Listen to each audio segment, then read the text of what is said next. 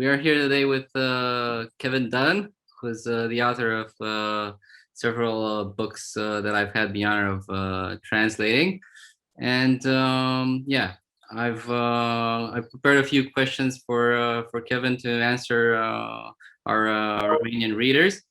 So Kevin, let me just start by thanking you for participating in this interview with me on behalf of our Romanian readers. And yeah, my pleasure. Thank you very much for spending the time with me. Thank you for agreeing. And yeah, the first question would be, how would you describe the relationship with your father, knowing that you've mentioned in your books that your father was also a psychopath? Oh my God, my father. Yes, well, he was a psychopath. He was what I would call high on the psychopathic spectrum. So psychopathy is a spectrum along which each of us has our place. And my father was definitely very far along it. He was a market trader. He would sell all kinds of rubbish on the streets of London. And sometimes I used to help him when I was a young boy. I was a child at school. And he was completely fearless. He was completely ruthless. He wasn't a violent man, but you don't need to be violent to be a psychopath, actually. That's a misconception. But just psychologically fearless. He could do things that most of us would never do in a million years. I'll give you a great, and he was very funny too. He was very cheeky. I'll give you a great example. I always remember one time, I must have been around 9 or 10, we were selling a load of diaries that he'd got his hands on. And they were unusually, they were very nice diaries. They were very slim, and they were kind of had a leather cover. And these things went so quickly. He sold all these diaries really quickly because they looked so thin and so nice. And I always remember afterwards when we got back to our flat in London, I said, wow, Dad, those diaries, they were so nice. They were really good. And they were so thin. And I'll never forget it, Razwan. He turned around to me and said, yes, Kevin, there's a very good reason for that. And I said, well, what's that then? He says, well, April was missing. I said, pardon? And he said, yeah, look. And he got the diary out of his pocket, an example. And he went January, February, March, and it went from March the 31st to the 1st of May.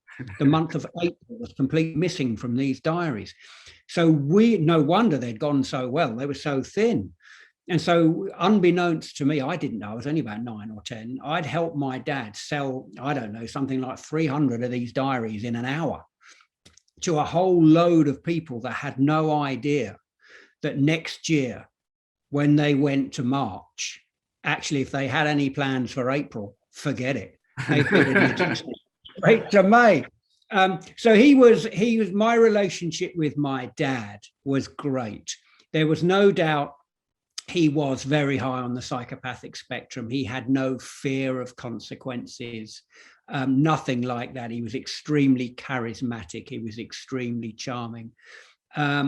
And I still say to this day, actually, Rizwan, that actually one of the reasons why I got into psychology, I think, is because I watched my dad from a very early age deal with people. He just had a brilliant way with people, and he was a rascal. He was a rogue, but he had a real charisma, and people loved him. Thank you. So that was actually my next question. Why would you have chosen to devote so much of your career to studying psychopaths, even though it's maybe for most people it's a thorny issue, or it's something that they're not really comfortable with? Well, I guess in hindsight, when I was looking back, obviously, you start studying later on in life. Psychology, when I was at school, wasn't a subject that you could study at school. It is now, but when I was at school, it wasn't. You just did that at university. And so when I reached, as I say, when I got older, went to university, and I was considering courses, psychology was very interesting, and I think actually it was very much I was interested in it because, as I say, I'd observed my father. There are some people, we all know them, who are just brilliant with other people. And there are some people who are not so good. My father was just a people genius. I guess one of the things I wanted to find out was more about that kind of thing, why we have these individual differences. But also, you know, I was aware, even at the time when I was growing up, that there was something a little bit different about my father. And when I later started studying personality disorders, of course, I later go on to argue that actually not all psychopaths are disordered, but we use that term when I started studying personality disorders later on in my life. I started seeing, yes, the telltale, the hallmarks of what my father had. And so I think I started a career in psychology, firstly, because I was interested in why my dad was so good at what he did. And then later on, I realized, hey, I can actually maybe figure him out here. There are certain kinds of characteristics and modes of behavior that I'm reading about that actually very much mirror what he used to do. So I think, yes, I would trace my career in psychology definitely back to my childhood and watching my dad do what he did with people. So you saw the magic and you wanted to understand the mechanisms behind it.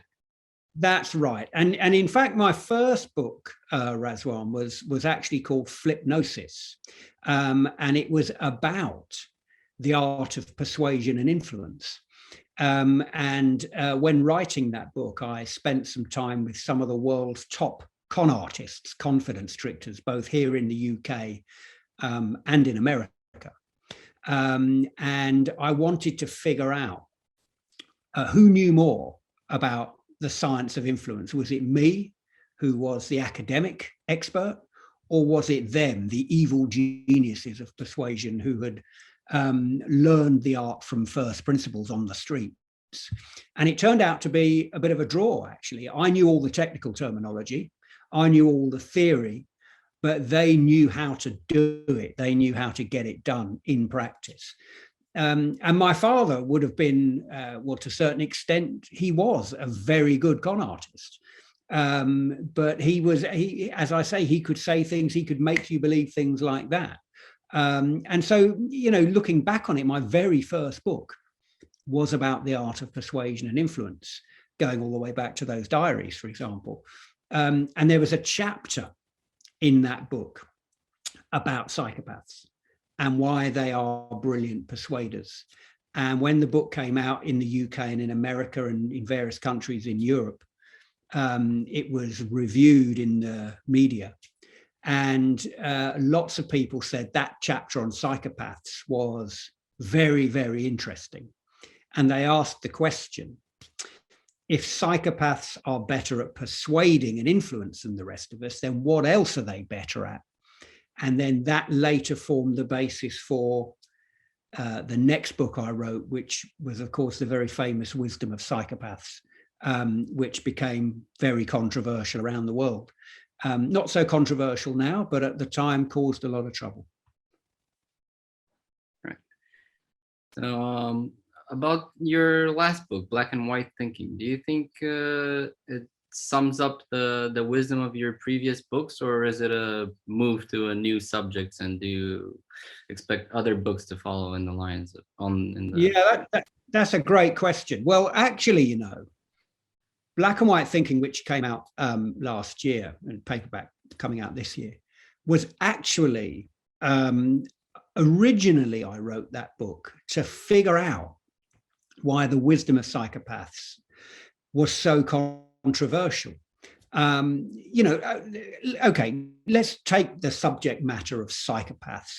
People love psychopaths. Okay, I always joke, Razwan, that you've got to work really hard to screw a subject like psychopaths up, and I'm just not prepared to work that hard. Okay, but if you've got a subject like psychopaths and you bore people with it, there's something very wrong with you. You shouldn't be in the writing business.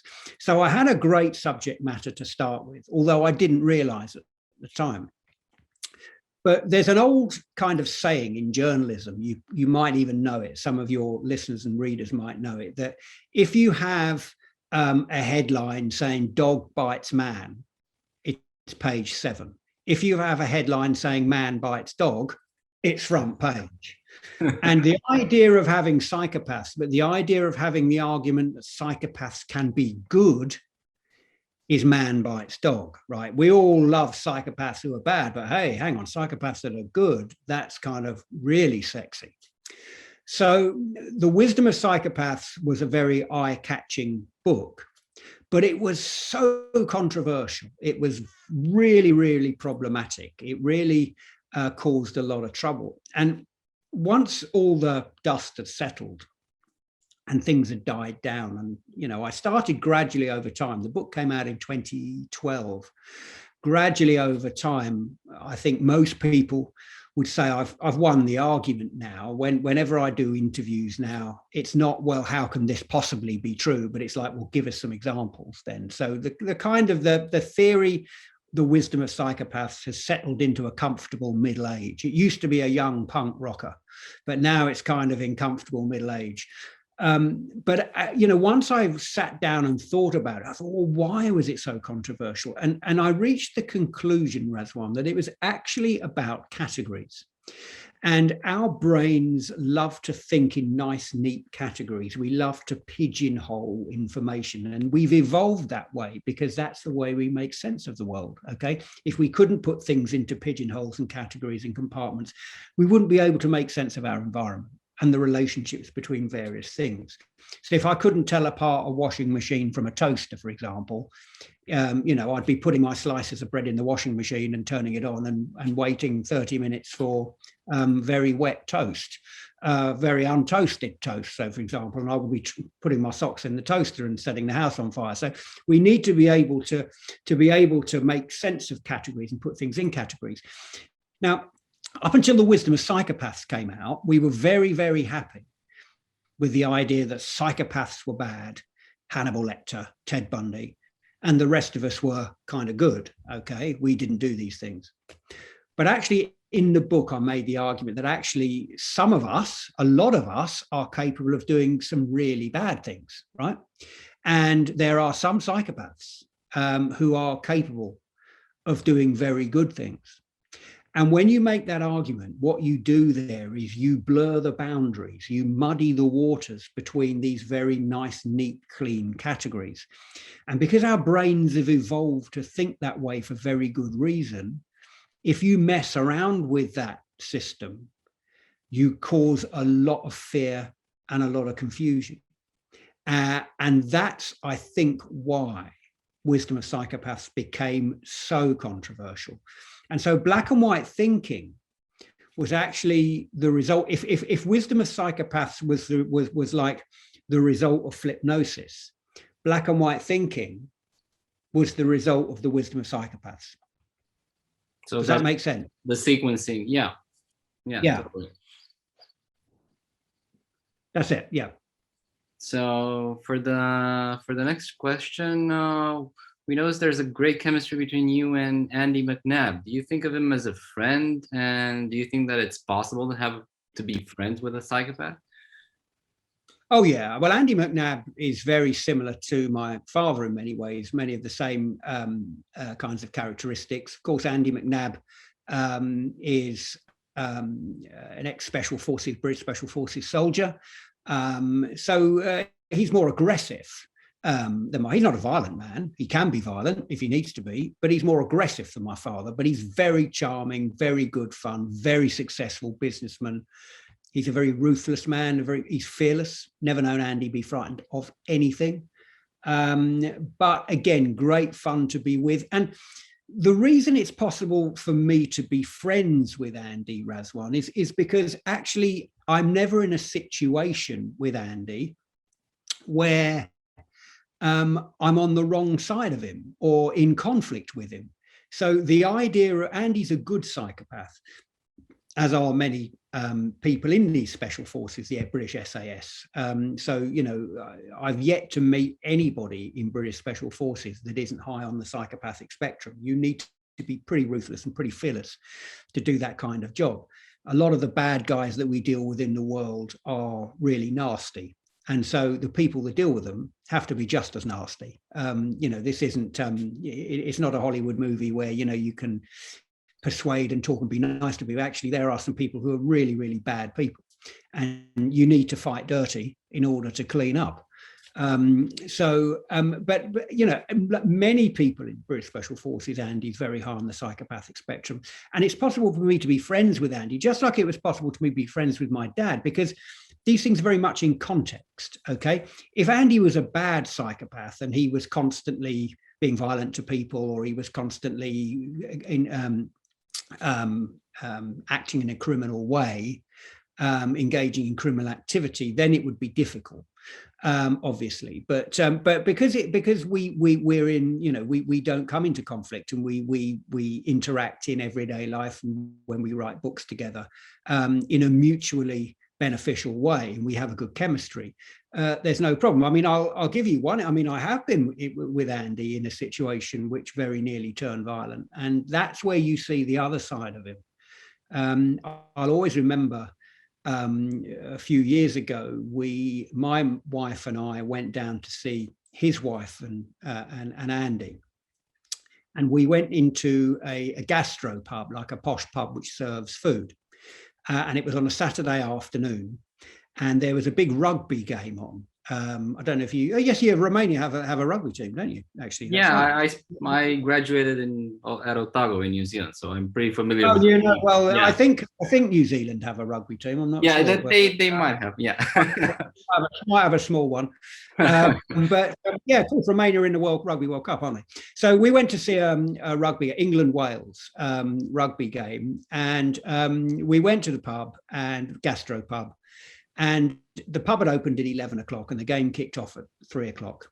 And we arrived there at 2, and there were 4 very big Welsh guys standing at the bar.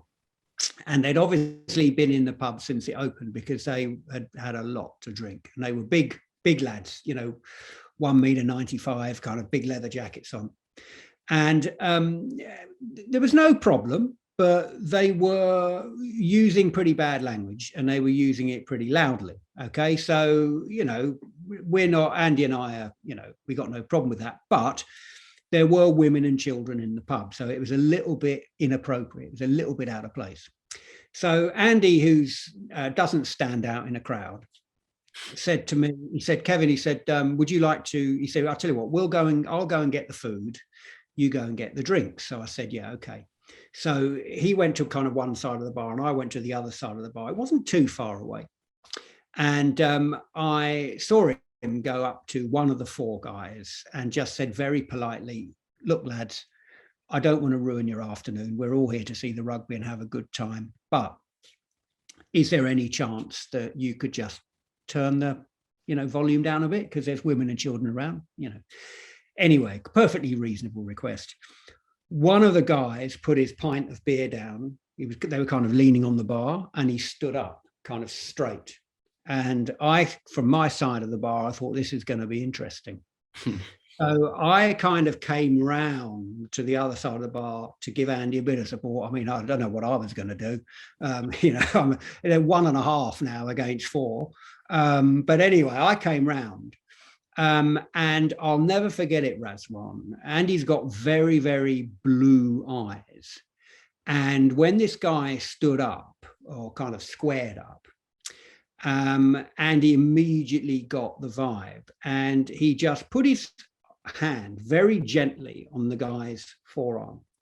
And he leaned in, and so all the 4 could hear him. And he said, okay. He said, I'll tell you what's going to happen. He said, over there is the door. He says, you, and you. You're going to put your drinks down on the bar. You're going to leave them there. You're going to walk out through that door, and you are going to remain on the other side of it and not come back in.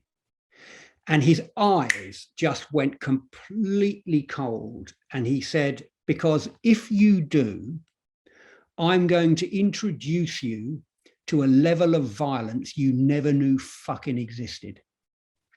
And I'm not joking, Razwan, there is no exaggeration here. you could literally feel a chill, a physical chill in the air. And these guys, to a man, just went out and never came back.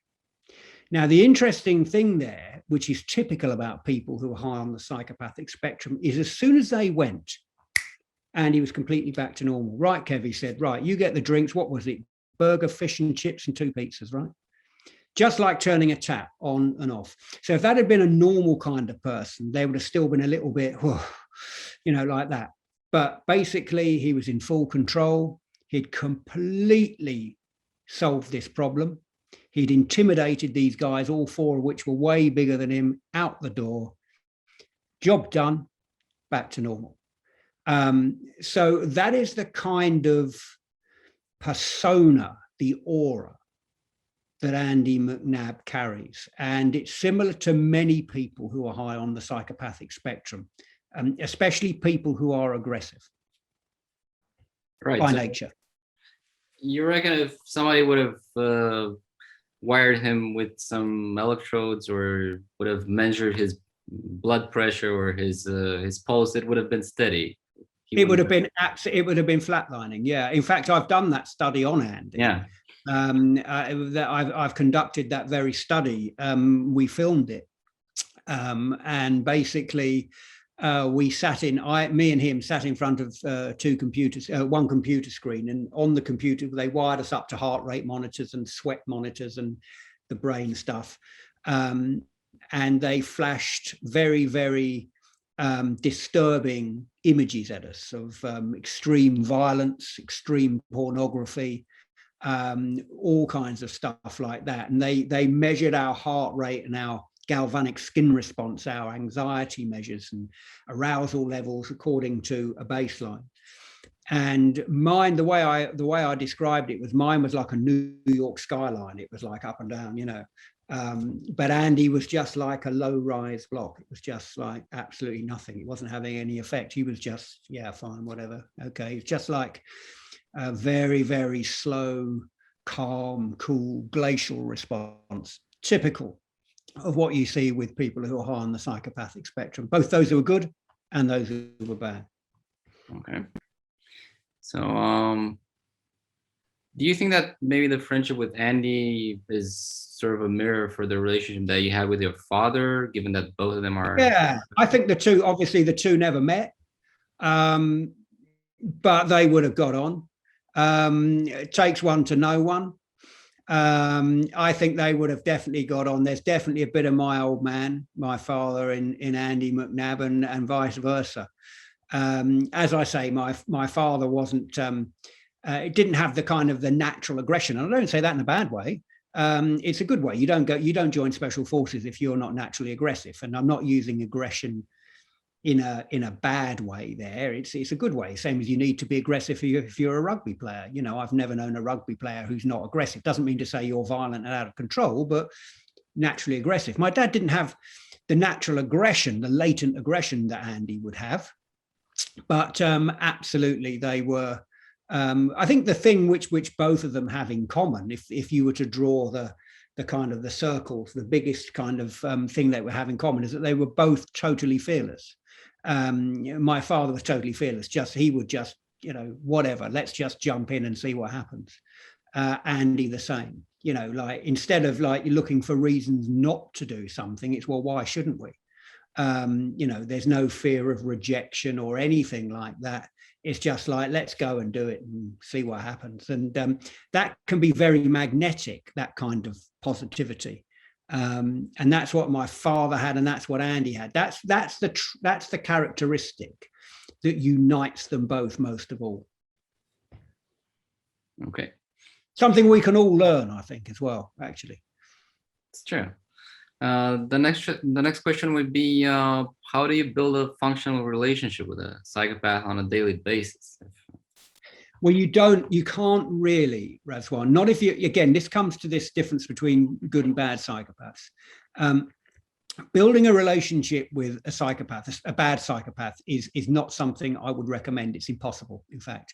You just don't even go there. And there are so many people out there that wrote to me got in contact with me after reading Wisdom of Psychopaths, or The Good Psychopath's Guide to Success, which I co-wrote with Andy, actually.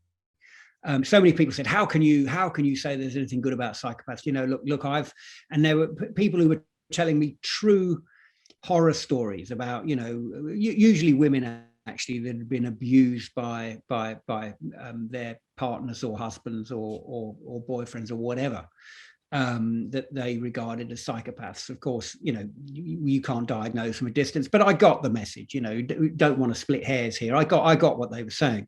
If you are a bad psychopath, it's very difficult to build a relationship or a friendship with one of them, because it's ruthless self-interest, and they will basically, once you are of no use to them, they're fine when you're of use to them, but eventually when you're of no use to them, they will move on, they will destroy you. Good psychopaths are interesting because relationships can still be problematic with good psychopaths.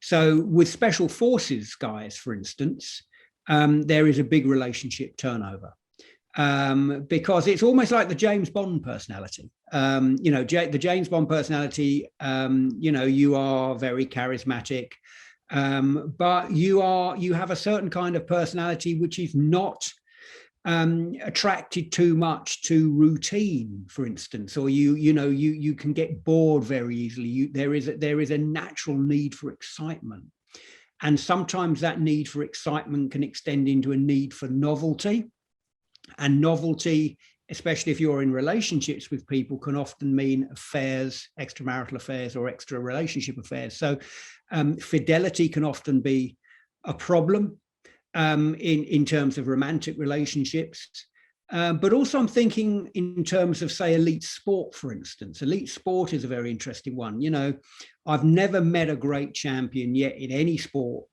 that doesn't have that ruthless killer instinct, that doesn't have that narcissism, that actually the world centers around me. Because you need two things in life, Razwan, to succeed. First of all, you need the requisite skill set necessary to do your job. You need the talent.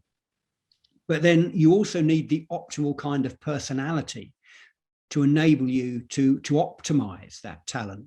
Now, if you are exceptionally talented, you are absolutely one of the best in your field at anything. What's going to distinguish you from your competitors is how hard you work at it. And so if you look at some of the top sports people in the world, actually it's all about them. Everybody else has their family, their partners, their friends, everything surrounds them and their ruthless pursuit of excellence in whatever they do. So even good psychopaths can be difficult to build relationships with because of an extreme self-focus, a single-mindedness to achieve. And you see this in any person in any top profession, from top surgeons to, as I say, special forces soldiers, to top business people, anybody like that who has a ruthless desire to get to the top of the tree. It's got to be about them. And if you want to engage in a relationship with these people and you think it could be any other way, you're going to be disappointed and hurt. I see. Sorry to be so pessimistic, folks. No, but I mean, yeah, if it's a precondition for success in the top echelons of sports or even politics, then yeah. It's politics, absolutely. You got another one. Yeah, absolutely. Yeah, probably something that people need to be aware of, I guess. Yeah, and you need to go into, you're less likely to be hurt if you go into this with open mind and open eyes. If you go in thinking that actually that can't possibly be the way, or you are the one that's going to make a difference. You are the one that's going to turn things. No, it doesn't. It never works. So if you're going to, you're right. Forewarned is forearmed. So you know what you're getting into. Okay. It's an exciting ride, though. It can be an exciting ride. If you're if you've got a need for excitement yourself, then there you go. We have a list here of people. If you could possibly describe some psychopathic attributes or features that these people have. They're all celebrities. So Vladimir Putin. Oh. Yeah, I mean, Razwan, I get the idea, but I think commenting on individuals has always been something which I've stayed away from for obvious reasons. I did, but I won't disappoint you though. I'll answer your question. But I did, a few years ago in 2016, I did a cover feature for a magazine called Scientific American Mind, in which they asked me to profile Donald Trump in the run-up to the 2016 election. And actually, it was an interesting request because I'm at the moment, I've been doing this for a few years now, I've been very interested in famous psychopathic people in history, people who have now died, but long ago famous in history. And I was very interested to find out, I wonder how psychopathic Hitler was, or I wonder how psychopathic Winston Churchill was, or Saddam Hussein was, or Napoleon was, or Julius Caesar, all these people. So I thought, how can I find that out? So at the time, obviously at Oxford University, surrounded with some of the world's top biographers, people who are experts on these famous historical figures. So I thought it would be really interesting seeing that these biographers and these academics know these people so well because their area of expertise. If I gave them a special psychometric test designed to assess the psychopathic personality within the general population, if I gave them this questionnaire and I said, fill it out on behalf of the person who you're an expert on, I would probably get a very accurate reading, perhaps even more accurate than if the person filled it out themselves, because there's always a bit of a bias. So this is what I did, and this is what I'm doing right now. It's an ongoing study, and it's very, very interesting indeed. So on the basis of that, it's become quite a famous study. It's gone all over the place. Scientific American Mind contacted me and they said, well, how about, could you do it for someone who's alive, So I said, well, certain caveats. So we did it for Donald. I did it for Donald Trump, Hillary Clinton, Ted Cruz and Bernie Sanders, the 4 candidates, did it for all of them. And what I did was I got a friend of mine who was a very well-known BBC political correspondent who had personal dealings with, who knew, had come into contact with these 4 figures on various occasions, and he knew them pretty well. So it was fairly accurate readings, and he did the questionnaires. And it turned out that Donald Trump was very, very high on the psychopathic spectrum. And of course, that created a lot of headlines in America. In fact, I was the first person to call Trump out on it, actually. And bear in mind, what was really interesting was I wasn't criticizing Trump. That's what a lot of people got wrong, especially Trump supporters, because they were still using this old idea of psychopaths being bad. When they found that I'd said that Trump was high on the psychopathic spectrum, all of a sudden they threw their toys out of the pram and said, well, hey, this is bad, whatever. And I said, well, look, actually, the theory is that it's not surprising that Donald Trump is high on the psychopathic spectrum. In fact, Hillary Clinton was really high as well. But of course, that got drowned out by the noise about Trump. And it's pretty obvious, really, Razwan. I mean, if you take the kind of skill set that you might need to be a world leader, you're going to need to be able to make tough decisions, tough calls, under considerable pressure. You're going to face all kinds of crises, ranging from, the threats posed by rogue nation states to pandemics, to natural disasters, climate change, that kind of thing. You might have to send the young men and women of your country to war in the certain knowledge that they're going to lose their lives. You're going to need excellent self-presentation skills, the ability to feign empathy, even if you don't really feel it. I think it was Teddy Roosevelt once said that the most successful politician is he who can say what's in people's minds in the loudest voice. So you need to be able to feign empathy.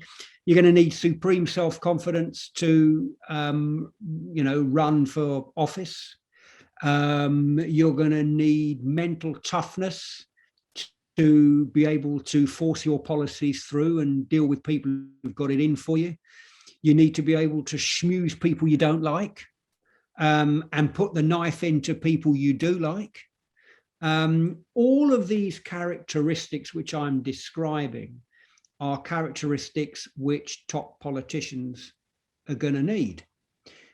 You can see why many top politicians, including your Putins, including your Ceausescu's, including your Trump, including anybody, your Churchills, any of them, even the good ones, are going to be high on the psychopathic spectrum. Okay, so whether you turn out to be a good psychopath or a bad psychopath, a good leader or a bad leader, is in a sense irrelevant. You're going to need those kind of personality characteristics. It's what's the key is the context in which you use them, the combination in which you use them, and the intentions for which you use them.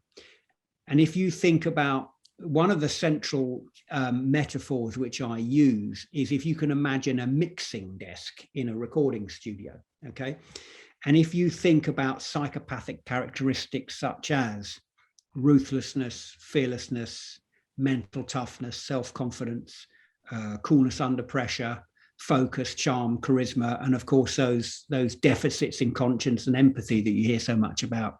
If you think of those as being the mix of knobs and dials and sliders, you're going to arrive at two conclusions. The first is that there is no one size fits all objectively correct setting at which the dials may be positioned, but it will invariably depend on context, upon the particular set of circumstances you might find yourself in. The second is there exist certain jobs or professions which by their very nature are going to demand that some of these dials are turned up a little bit higher than average. Politics is one of those. So any of the people who you're going to ask me about, I don't know who they're going to be, but I can imagine, your Putins, your Hitlers, your Trumps, your Ceausescu's, whatever, your Churchills, your Boris Johnsons, they're all going to be high because you need it's politics is a shark infested sea. Okay, you need to be tough. There was one famous British politician once said to me, he said, Kevin, he said, and I can't name him because he's obviously well known. He said, Kevin, he said, the only way to tell who's stabbing you in the back in British politics is to see their reflection in the eyes of the person who's stabbing you from the front. It's like a really chilling, scary kind of advert for politics, but it's very true. So I hope that answers your question, Razwan, but without going into individual details. Yeah, Kevin, I think this is a great summary of the traits, and it's probably, if I could just sum it up, it's probably more of the field or the whole field of politics defining the criteria rather than the people. They need to have those sort of attributes to rise up to the top level. Yeah. So it's how the game is played at the moment. Absolutely. Yeah. And a very famous, well-known friend of mine once said something very, very funny. And he said the word politics, the British word politics, is made up of two different words. The Greek poly, meaning many, and ticks, meaning blood-sucking insects. And it was obviously a funny joke, but actually kind of makes the point, Razwan. I'm sure many of your listeners will get the joke. Yeah. Just to ask you if you have a favorite book out of those that you've written, and if so, why? Do you have any preference for on them? Or? Yeah. I would, what? I have to say that The Good Psychopath's Guide to Success, which I wrote with Andy McNabb, is a real favourite. I like all of them, but obviously I would say that. Folks, go out and buy them. But The Wisdom of Psychopaths, that was my dad speaking there, did you? That's the kind of thing my dad would say. But the Good Psychopath's Guide to Success I have fond memories of writing that book because I always remember Andy and I sitting in his garden, and it was a beautiful summer's day, and The Wisdom of Psychopaths had obviously it had been out for 2 or 3 years, Andy was in that book, and it was doing very well. But there were people who were saying, well, look, this is the science book behind Psychopaths, but we want to know, we go back to that mixing desk dial analogy. We want to know how to turn these dials up in ourselves. We want to know how to become a bit more psychopathic, you know, a bit more assertive, a bit more, you know, fearless, a bit more daring. And so a number of reviews in the newspapers had made this point that, you know, actually, you know, the book was lacking, the Wisdom of Psychopaths was lacking in instructions as to how we could maybe do them. There was a very good reason for that, of course, because it wasn't that kind of book. We weren't trying to turn the world into psychopaths, despite what some of the reporters said. So Andy said to me, he said, look, he said, you know, maybe there is a book, the self-help version, right? So, I mean, I said, you must be joking. And he said, well, look, he said, look, I'm the real thing. He said, you know, you've diagnosed me. You know, you've plugged me into all the machines in your laboratory that go ping and make a noise and draw lines. You know, I'm the real thing. You're the expert. Why don't we come together and write a book where I tell people what it's like through practical real life experience, and you do the science and the messaging behind it? So I sat and thought about it, and I thought, well, is it possible? Yeah, well, okay. And I always remember Andy just came up with the titles are very difficult things to come up with, Razwan. I'm sure you know that as a writer. Often they can be the very last thing. But Andy came up with it just there and then. He said, you know, we could call it something like The Good Psychopath's Guide to Success. And it just went ding. That's it. The Good Psychopath's Guide to Success. And we wrote that book so quickly. We wrote it in about 6 weeks. We just sat down and we just went, whoa, and it was very little editing. We just got it out. It's pretty raw. It's pretty simple. It's for everybody. We're not trying to turn the world into psychopaths. What we're trying to do is people who may be very low on the psychopathic spectrum, people who may be you know, get hurt a lot by other people, who could do with being a bit more assertive, who could do with taking a few more risks to get what they want without being reckless. But, you know, if you're overcautious, the book was for them, just to shunt them a little bit further towards the middle, perhaps, of the psychopathic spectrum. That's what the book was about. So I think that was probably one of my favorite out of the books, because it was a very simple write. We wrote it very quickly. We had a lot of fun doing it. There's a lot of humor in there. We take the mickey out of each other. It was a really fun book to write over a summer, and it was great. So that's probably the one I would go for out of the ones so far. Okay, Kevin, and I've got one final question. This is a question that I've thought about today. Now, given the overlap between psychopathic traits and success within the framework of a, let's say, capitalist society prior to the pandemic, do you think that the likelihood of success for psychopathic traits like superficial charm or egocentricity will change in the post-pandemic society? It's a difficult one, actually. I think what we need to remember, Razwan, is that I think as we're coming out of the pandemic, I think that during the pandemic here in the UK anyway, I don't know, what stage are you at in Romania there? Are you in lockdown? You coming out of lockdown? We're coming out like tomorrow. We're giving up face masks outdoors. People are getting vaccinated. Yeah. Wonderful. Well, we've got, what are we? Oh, actually, yeah, we're 17th. So we're on Monday, I think we're coming out. So there you go. We're just a little bit, you're a bit of ahead of us at the moment. I think when we were in the height of the pandemic, I think there was a real change in the ethos of society where we did feel a sense of genuine togetherness. And I thought that was very concrete here in the UK. All of a sudden we realized that, you know, we needed to do things for other people. whether that meant keeping social distance, whether it meant wearing masks, whether it meant, doing shopping for people who were shielding. It was almost like a war. It was very much like a war. We had to come together and help people out. And I think that what I think we're going to find, and already actually we're seeing it here in the UK, is how quickly things revert to normal. And I hate again to be pessimistic, but I think that, actually it won't be long before we're all back to it's, more an individualist society. And I think we've seen that all along on social media, actually. So I think my feeling is that I don't think, in terms of how successful psychopaths are going to be, my view is very much a pragmatic one, that I think that society is very quickly going to revert to normal. I think it will be as you were. But it's really interesting, actually. One of the questions that people often ask me is, were there any benefits to the pandemic in terms of, psychological functioning?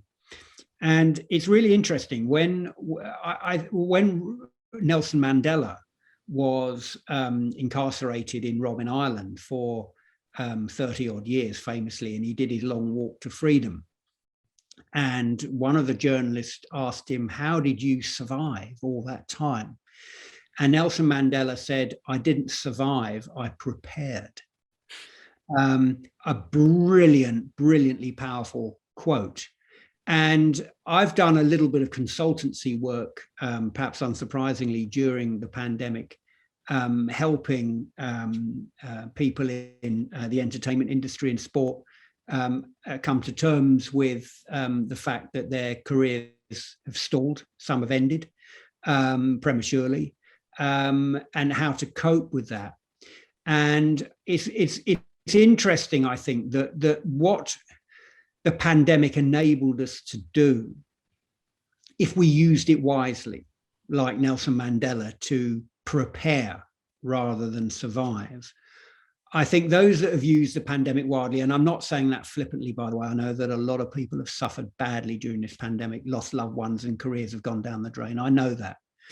But I think it's been a time for reevaluation for quite a few people. And I think the pandemic has given them the time to reevaluate their priorities in life, in terms, certainly from a lot of people I know, for the good, and to just think about the things that are really important in their lives. And I have a number of friends who have changed careers, people that have lost loved ones that realize, look, things can happen at any time. Things can be taken away from you at any time. Dreams can be taken away from you at any time. If you want to pursue something, have the courage of your convictions and go for it, because you never know what's around the corner. And so I think that's been one of the major psychological benefits of the pandemic: reevaluation, regeneration in many cases. But of course, others have paid a very, very high price for that. And I acknowledge that, but that's the answer to that, I think.